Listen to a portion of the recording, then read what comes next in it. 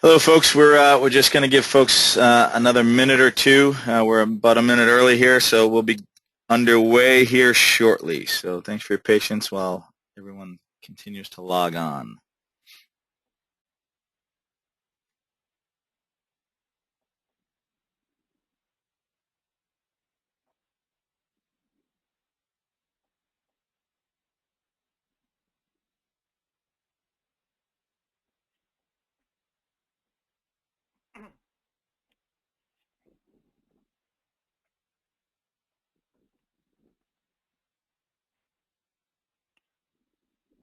So once again, for those who just logged on, it's right at 2 o'clock. We're going to give folks a minute and a half here to continue to log on as people wrap up from their earlier meetings, and then we'll get going.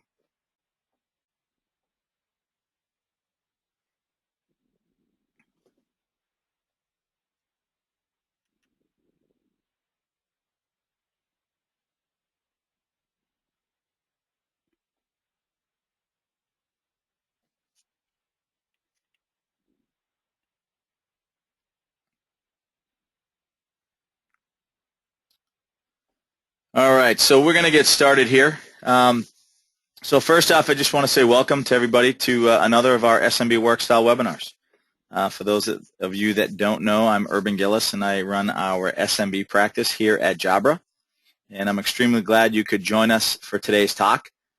It's amazing how quickly Q1 went by. And, you know, most of us are extremely busy in the early months of a calendar year with trade shows and sales kickoffs and partner conferences and other events that really keep us running these last few months. So if we appeared to be out of touch with regard to these webinars, we want to apologize. It wasn't the case.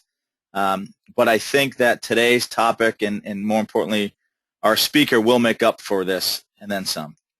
So instead of talking specifically about unified communications, what we're going to do is dig a whole lot deeper into the state of your customers. And we're going to get to ask a number of questions about the current mindset of the SMB market to one of the country's foremost experts on consumer sentiment tracking. But before we get there, I wanted to do a quick recap on the last webinar we did so that you know how to share information with the rest of your team in case they missed it. So when we were last on the air, we had a chance to bring Microsoft's Jonathan Eisenberg along with us to really talk about what's new with Microsoft Lync. And I hope that you took advantage of that presentation to maybe begin your own Lync practice within your firm, or, you know, equally as important, to understand more about Lync and how it's impacting the market. And again, if you want to review this presentation or if you want to share this presentation, remember that we do archive all of our previous presentations at smbworkstyle.com under webinars. So just go to the webinar tab and you'll be able to view, you know, the last presentation we did as well as the ones that we have been running. So again, if you missed it, you can go to webinars at smbworkstyle.com. We had a lot of good questions as well. So as a reminder, we do issue our newsletter right after the webinar. So any questions that you don't get an answer to during our Q&A following this discussion, we will answer every question in our newsletter later this week. And we want to make sure that you sign up for those as well. So again, smbworkstyle.com, and very cleverly hidden under the newsletter tab. So again, if you want to sign up, if you want to see the questions, get the Q&A, read about our newsletters, then go to the newsletter tab at smbworkstyle.com. So with our archives and our discussions of Lync behind us, we really want to turn our attention to the here and now. And this quote by CEO of Core Brand sums it up, or sums up the situation very nicely. So across the board, independent of industry, consumers are expressing less and less attachment to the brands that they buy. Consumers are getting jaded. And as James Gregory says here, maybe this is partially due to social media, you know, to all of us really having an instant soapbox in which we can stand and shout any temporary displeasure over some poor customer service experience or something like that. And regardless of whether we can attribute this to one thing or another, what I think we can all agree on is that there is a very real problem with trust right now. So we're going to turn our attention to this issue for the next 30 to 40 minutes or so and really see what we can uncover. So today's webinar is on the state of the small to medium business and its attitudes towards risk, towards investment, and the future. And it's a pretty ambitious topic for such a short period of time, but we're going to talk about the current mind space of the SMB decision maker, how their attitudes have changed over time, and importantly, what resellers like you who are working with these SMBs need to do, not just understand where your customers' heads are at, but how you can capture more business in this difficult market, not to mention understanding how to keep the business that we all have today. So as always, we are extremely pleased to bring in an expert to help lead us through these discussions. And today we're very thrilled to have Paul Leinberger join us. Paul is a principal at HLDC Strategy Partners and really one of the country's foremost experts in consumer sentiment tracking. He's held senior positions at Roper Stark Worldwide, the Futures Company, among others, and he's also a best-selling author and consultant. Paul, welcome to our show. Thank you, Urban. It's a pleasure to be with you today. So, Paul, not to jump right in, but let's start at the beginning. We often hear or read reports on the state of the consumer market, how people feel about politics, how people feel about the economy, or something similar.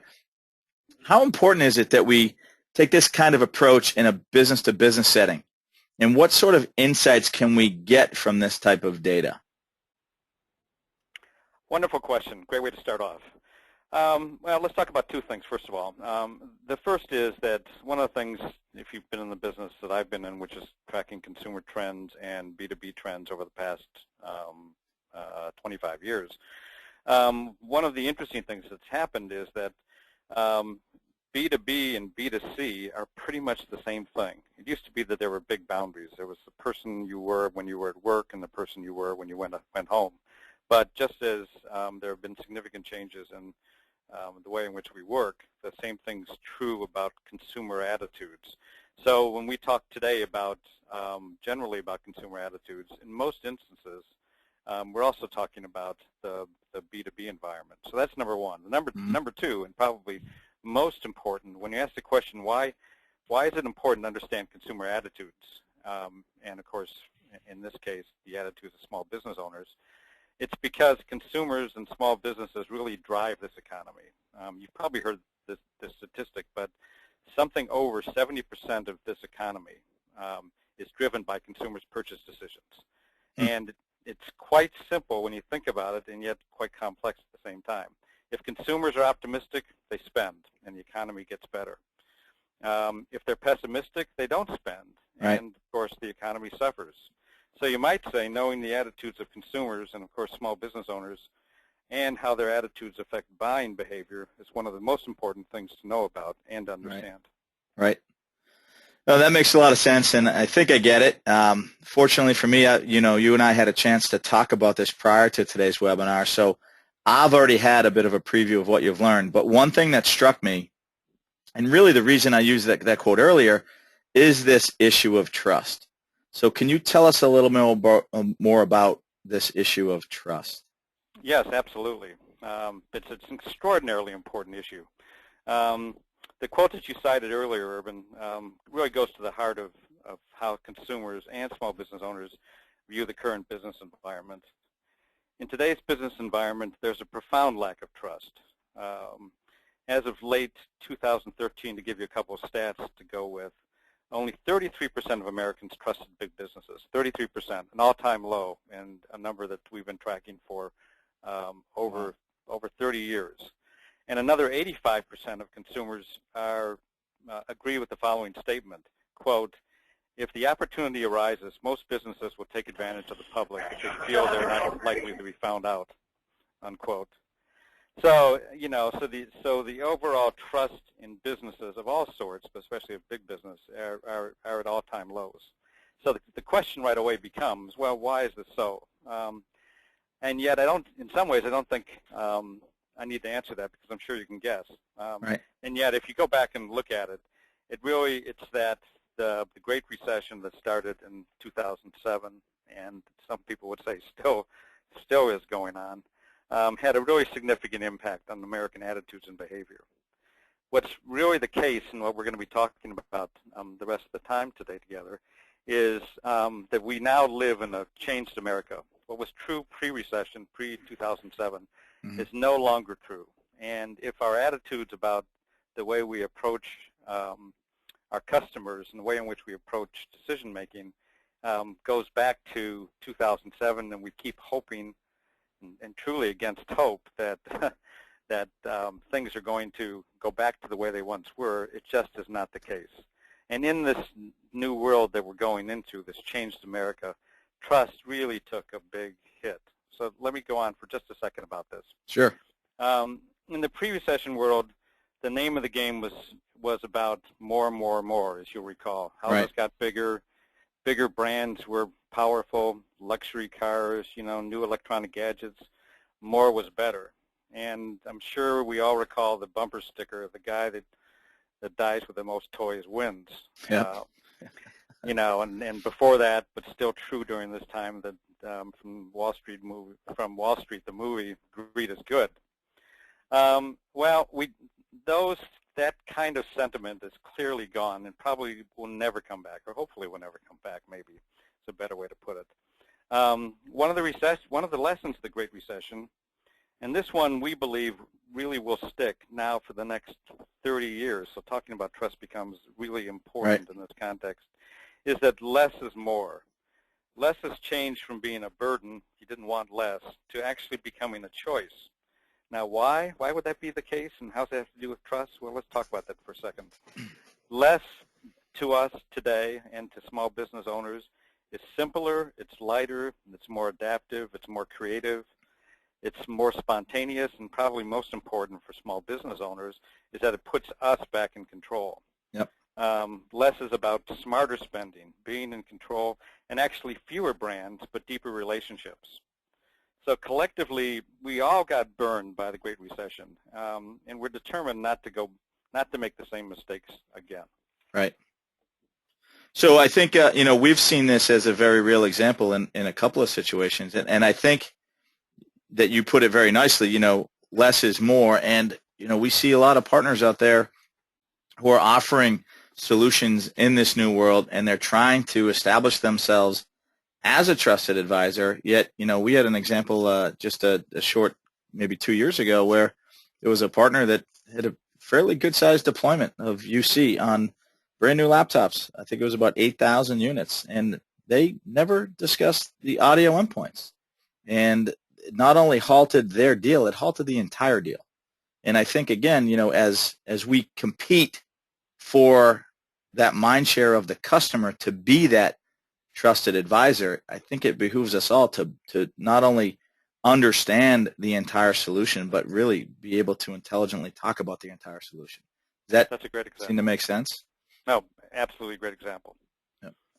So now if we move on to the next big area that you and I talked about, and namely how these SMBs are making decisions under these conditions of uncertainty. Can you explain how things have changed here?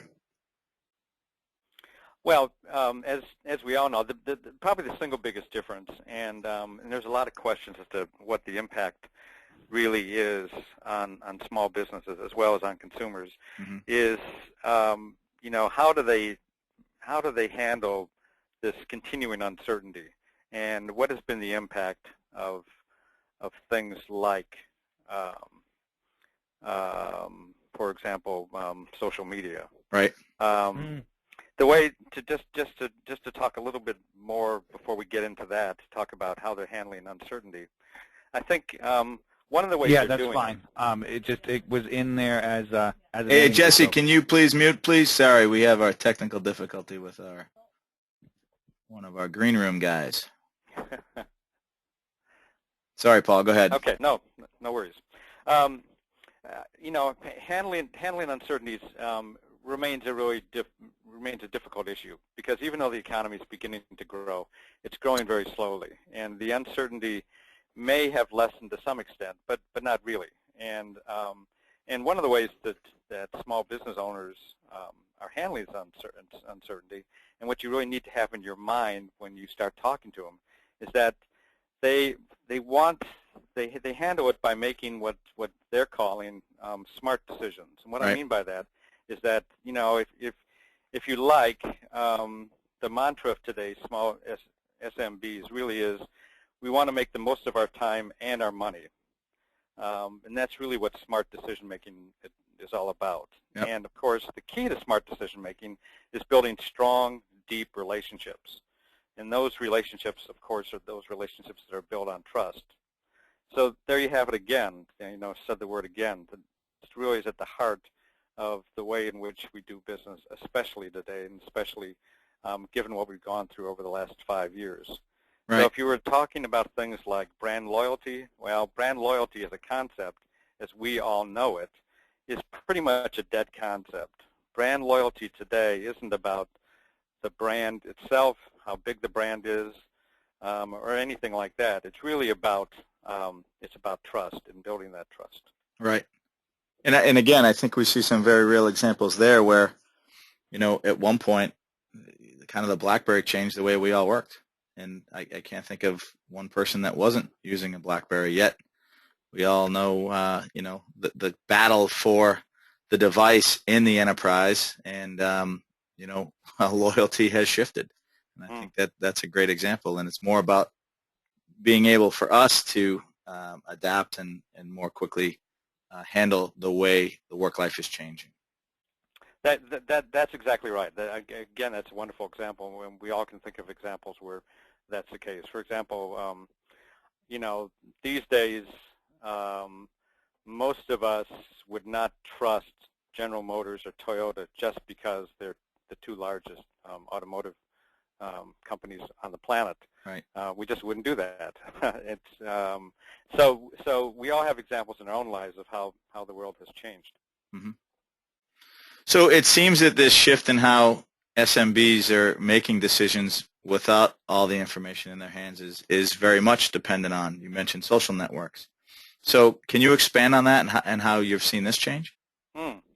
Yeah, it's very interesting actually, and again, we see it in our own individual lives, not just at work. As we all know, we're now in an accelerated shift from so-called traditional media to digital media in all its various forms. And one impact of this shift has been the way small business SMBs use social networks, as well as what they do in their own personal lives. Right. Social networks, interestingly enough, augment personal relationships or personal recommendations. That's how they've come to be used. So what we're talking about here, again, is about the importance of trust, and how social networks have become kind of a shorthand way to either establish or verify what's most important to us, which are personal recommendations. Right. You know, the jargon in my trade anyway, and I'm sure you've heard this, is word of mouth is now the next best thing to word of mouth, meaning that it's one of these wonderful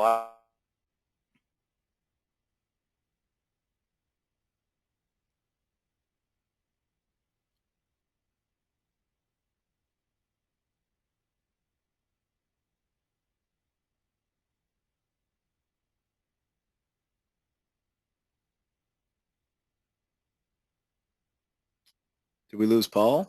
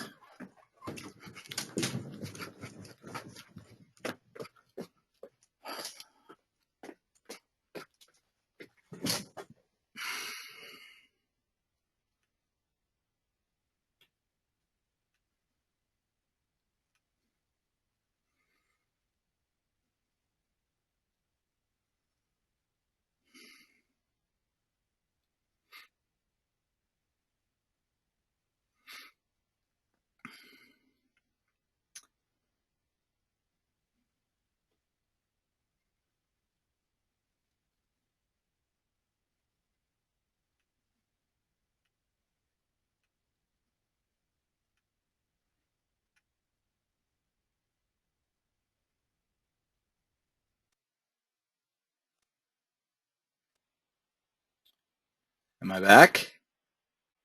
You're back. I apologize. Not sure what, a little technical difficulty there. So we started talking about this social media, Paul, and again, I apologize for that. So maybe you could pick up where we left off and how social media is really impacting and changing. Yeah, let me go back to it very quickly, just in case.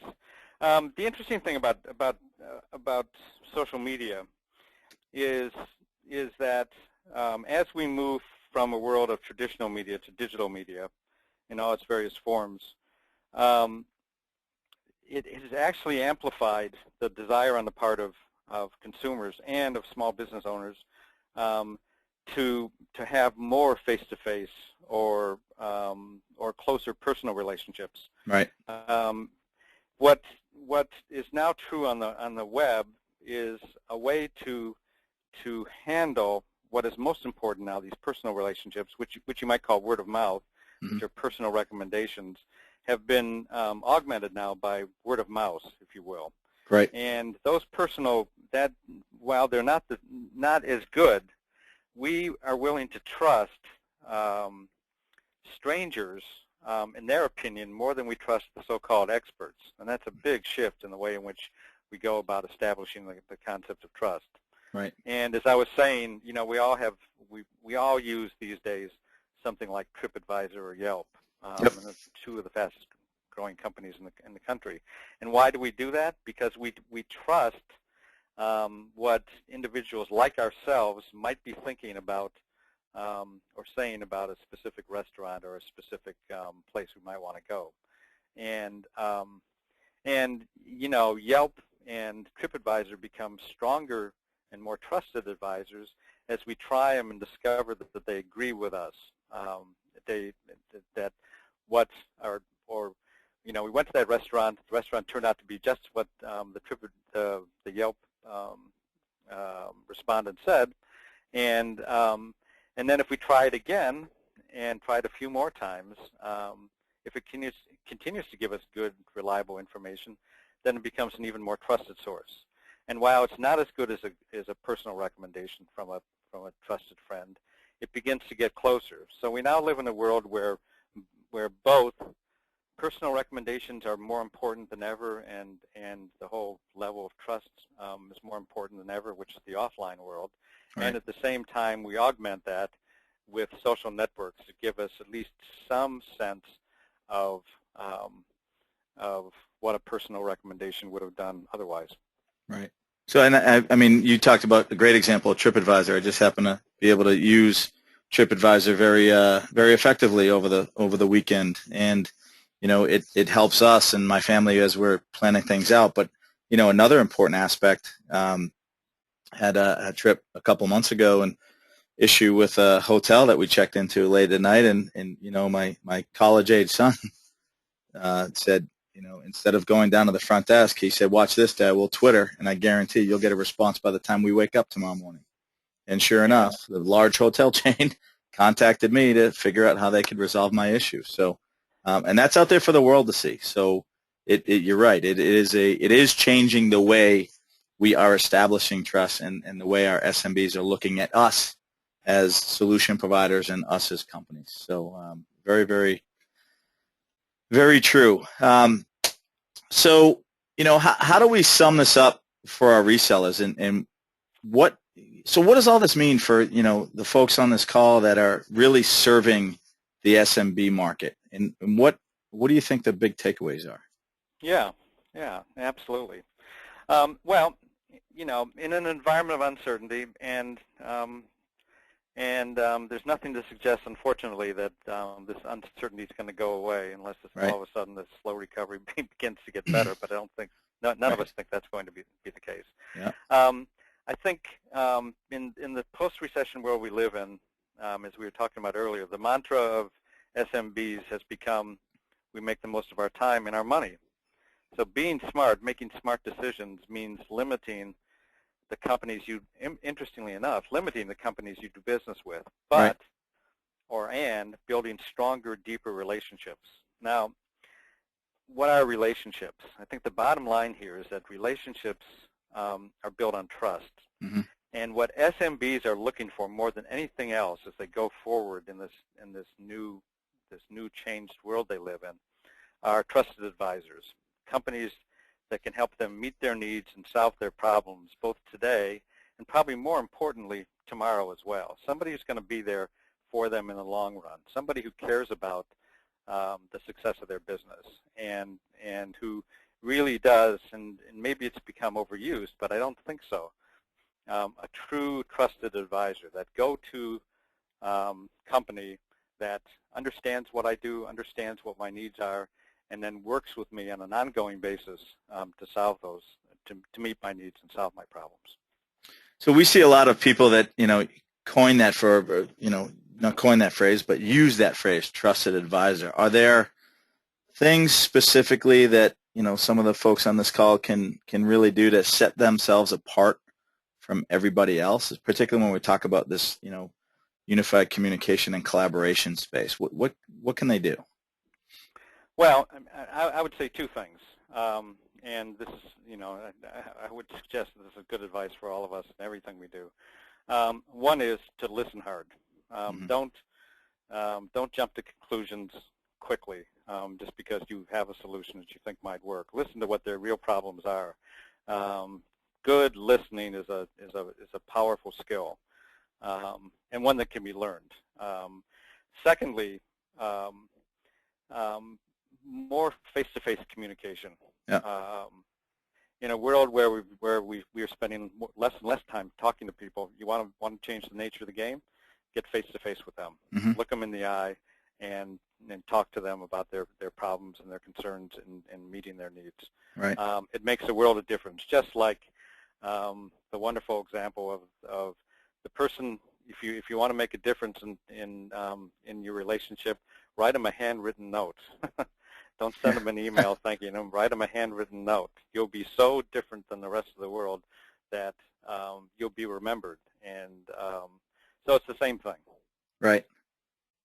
Well, Paul, I really appreciate you sharing your insights with us on this topic. And, as everyone on the line knows, at Jabra, we're really big believers in the idea that, you talk about experience and the experience you might get by dealing with a trusted advisor, or experience you might get by getting a handwritten note from one of your partners. We have this idea that devices make experiences in this UC world. And sometimes these experiences have a wider reach than just the user wearing them. So I'm going to take the mic back, and Paul, please hang on for questions, but I really want to make sure that everyone understands how we see our role in all of this, because I really think how devices like ours can deliver on these issues is critical. So you mentioned, Paul, face-to-face, and I agree with you. I do think trust means face-to-face. It means spending more time face-to-face with your customers, looking them in the eye, ensuring that they can trust what you're saying. It means saying things like, I can help you now, or I don't need to get back to you because I have the guy on the line right now who can help us figure this out. So if you agree, folks on the call, that trust does mean face-to-face, which I think you probably do, then it does stand to reason that trust and face-to-face both mean mobility. And that's the ability of your most important people to be able to be as productive on a customer site or in the car to or from a customer site, or even in a hotel somewhere completely different. Solving a different customer's problem is the difference between trust and the loss of credibility. And our history with mobility. We gave the world its first Bluetooth headset. We work closely with every major UC platform provider out there, and we have a bigger suite of UC certified devices than anyone else does. When it comes to mobility, nobody has what we have. And if mobility boosts trust, then Jabra truly delivers trust. Trust also means collaboration and communication. And, our wireless devices are unparalleled in the office environment, and our double and even triple connectivity products ensure that your most important subject matter experts are reachable, no matter which device is ringing. In the office, we can't fully experience true collaboration and productivity if we're physically tethered to our desks. And even if we have all the tools necessary right there in front of us, we have a human need to move, and we really crave that freedom and the ability just to get up if we want to. When we layer in the real-life responsibilities of service professionals, the sorts of people that our customers call when they need help, we can quickly acknowledge that these people need the ability to do whatever it takes to solve their customer's problem without putting them on hold. And usually that involves getting up and doing something or going somewhere to solve the problem. And, this means that your people need to be on wireless devices. If you've ever tried to deploy a full suite of wireless for, say, 30 or more people in a single location with the wrong headset brand, you know what happens next. You get interference. And we don't think you should have to put up with this. In fact, we have a full suite of wireless headsets designed with adjustable power range settings that avoid problems like call collision and crosstalk in high-density environments. And no one else has the full lineup that we have. See this picture? This is the lobby sign in the building that originally housed GN's first headquarters in downtown Copenhagen. This is the lobby that dates back to 1869, the place where the plans were drawn up to string the first telegraph cables connecting the capitals of Western Europe to China and Japan. Our customers all want to do business with brands they believe will be around. We have been in business since the age of clipper ships, since before the dial tone. And if you've been on my webinars before, you've heard me say this before. But I want you to stop and think about this for a minute and really internalize the fact that GN, the company that owns the Jabra brand, has been around in the communication business for almost 150 years. How many companies that you do business with or your customers do business with can claim anything even remotely close to this? So GN represents stability in a very unstable world. Lastly, I think it's important to note that trust needs evidence of trustworthiness. And here, Jabra earns top spots in channel partner and customer experience satisfaction globally, as ranked by our customers. We are a clear number one in Bluetooth device sales. We have more UC-enabled devices available than anyone else in this business. We're a total market share number one in EMEA, total market share number one in APAC, and we're number two in the U.S. today, but growing much faster than the current market leader. Partnering with Jabra makes a lot of sense. And if all of this makes sense to you and you'd like to take a first step towards getting to know us better, then I'm going to put up a poll here in a second and just hit the yes button on the voting panel on your screen, and we'll send you personal exclusive login credentials to join our invitation-only program called Devices Make Experiences. And this is where you get a much more in-depth understanding of Jabra's point of view with regard to unified communications. So there you'll not only get an in-depth look at our 4 pillars of UC adoption, but also a host of proprietary articles, tools, and more. And these include opportunities to get your own Speak 510 Bluetooth speakerphone and possibly a Jabra Motion UC headset as well, which are 2 products that feature Bluetooth Class 1, which is 300 feet of wireless range, something you'll only get with us. So again, the poll is open. So if you'd like to receive more on this, please let us know. And we've covered a lot in our session today, and I want to thank you, Paul, for sharing your insights on where the SMB market is heading. And I appreciate you sticking around to answer some questions. So at this point, we do have some questions in the queue. And let me get myself a little bit organized here. And let me see, what's a good place to start? So does Jabra offer any SMB-specific and user promotions to help us approach our customers and open up the conversations of getting headsets into their environment? So yeah, we do. We have a few things. We recently launched the SMB Offers Suite, which really talks about several different promotions that are designed to enable and incentivize our partners to sell into the SMB market. We currently have 3 offers in the market. One is called the SMB UC Success Program. The other is the SMB Mobile Worker Program. And then we have the SMB Rebate Program. So I'm not going to get into the details of the program today, but You can check out all of these offers on our microsite, which is jabra-smb.com. So if you're interested in learning more about those promotions, please feel free to go to that site. So let me see. Paul, maybe you can help answer this one. So what major trends do you see in the SMB market that is driving the increased adoption of communication technologies such as unified communication and collaboration? Sure. It's interesting. Our lives are becoming more and more digitized, and we're spending more and more of our time on various different screens, if you will. Mm-hmm. And as that happens, the better the devices we have that connect to these various screens in our lives, the more productive we become.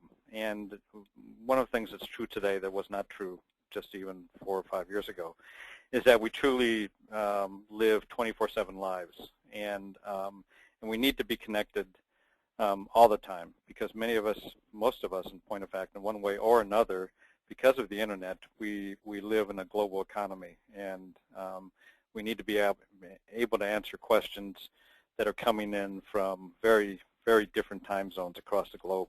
Right. And in a 24/7 world, the need for what we're talking about here continues to grow, and there's nothing to suggest that it's going to go in any other direction than the way it's going right now. Yep. So that's a great point. You know, we just hosted an event in an international location. I won't get into the specifics or try to make anyone jealous on the call. It's a very beautiful location, but there was a very real question from the event coordinator at our organization and the venue, and the event coordinator was amazed that instead of having to call back, our event coordinator pinged our head of marketing in North America, who resides 1,800 miles away, and without hanging up the phone, putting on hold, was able to IM, get the answer needed, and get back. And just, she was amazed at how much time we saved, and just, that's business today. It's having those folks at your fingertips, regardless of where they sit in the globe. And you know, we are a very global organization, as a lot of companies are. But I mean, we're headquartered in Denmark, and we have most of our product development team over there, and we get answers all the time. So it's a great answer, great point. All right, so I think we have time for one more. Let me see. So what is the value that Jabra brings to an SMB customer, and why should I recommend your products? Well, I think it's a great question, first of all.